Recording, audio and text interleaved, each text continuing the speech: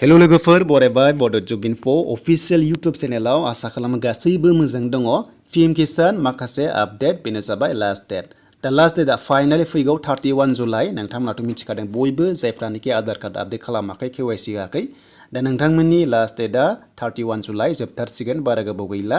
दा बेखौनो नोंथांमोना आपडेट लाबोबावबाय जाहाथे बयबो नोंथांमोना मोजाङै भिडिअखौ नायनानै बुजियो आरो लोगोसे थालांनायफ्रा नोंथांमोनाहाय आपडेटखौ खालामनो हायो जायफ्रा चेनेलाव गोदानै फैदोंमोन साबस्क्राइब खालामना लानो हागोन बेफोरबायदि स्किमनि आपडेट मोननो आरो लोगोसे अरुणोदयनि गोदान एप्लाइ जाथारसिगोन जेब्ला जायो नोंथांमोना आपडेटखौ मोननो हागोन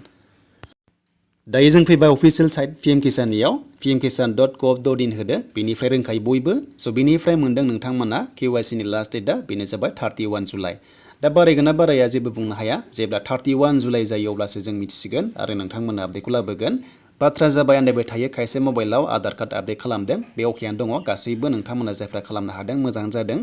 स' बिनिफ्राय बेयाव बुंदों KYC खौसो नोंथांमोना मा खालामनांगौनो CSC सेन्टार एबा कमन सार्भिस सेन्टाराव नोंथांमोनाहाय आपडेट खालामनांगौ बे आपडेटआ ओरैबायदि जायफ्रा आधार कार्ड दाखालि गोदानै आपडेट खालामदोंमोन हमना ला 2019 आव नोङो आधार कार्ड होआखैब्ला दाखालि नों होबाय नालाय बेनिफ्राय नोंनि एगेन्स्टआव मोनसे लिंक फैगोन बे लिंकआव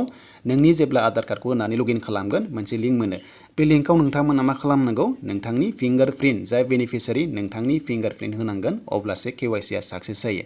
दा बे लिंकआ एक्टिभ जानाय लोगो लोगोसो नोंथांमोना साक्सेस खालामनो हायो नाथाय ओरैबायदि एसे नेनांगौ जाय टाइम लायो जे नोंथांमोना आधार कार्ड आपडेट खालामनाय लोगो लोगो नोंथांमोनाहाय बे लिंकखौ मोननो हाया साननै सानथाम एबा 15 डेज गाहाम नेनांगौ जायो बे फिंगारप्रिन्टखौ होनो थाखाय अब्लासो KYC आ साक्सेस जायो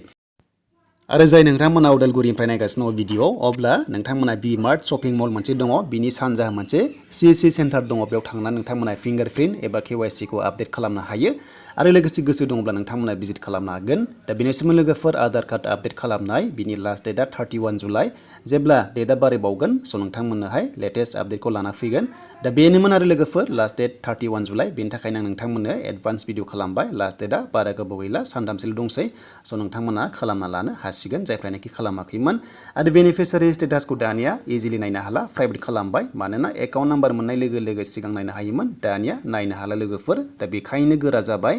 आरो इजिलि रां मोनला दानिया भेरिफिकेसन खालामनाय बायदि माखासे प्रसेसआव लांबाय अब्लासो नोंथांमोनाहाय गासैबो डिटेल्सखौहाय मोननो हागोन नेक्स्ट भिडिअ